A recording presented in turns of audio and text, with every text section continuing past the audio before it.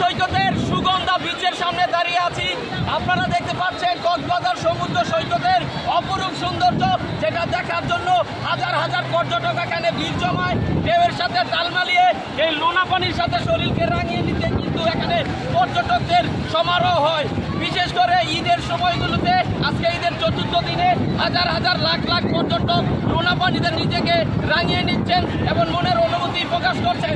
আমরা কয়েকজনের সাথে কথা বলেছি, অনেকে বন্ধু বান্ধব সহ এবং পরিবার সহ একটি গ্রুপ করে এখানে জড়ো হয়েছেন এবং এই প্রাকৃতিক সৌন্দর্য কতটা মর্মাহত, কতটা স্মরণীয় এবং কতটা আনন্দপ্রিয় সেটা কিন্তু আপনারা দেখতে পাচ্ছেন।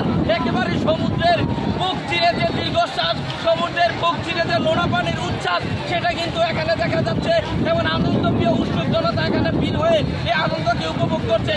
আপনারা দেখতে পাচ্ছেন এই ঈদের সময়গুলোতে হোটেল এবং রিসোর্টগুলোতে এত ভিড় যে এখানে টিকিট কেনার মতো জায়গা নেই এবং মানুষের কোনো ফাঁকা জায়গা নেই।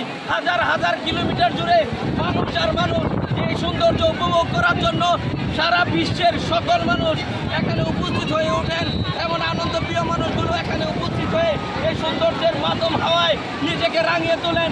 আমরাও এসেছি এবং লোনা পানির সাথে নিজেকে রাঙাচ্ছি। যারা আসবেন অবশ্যই সকলের প্রতি রইল ভালোবাসা।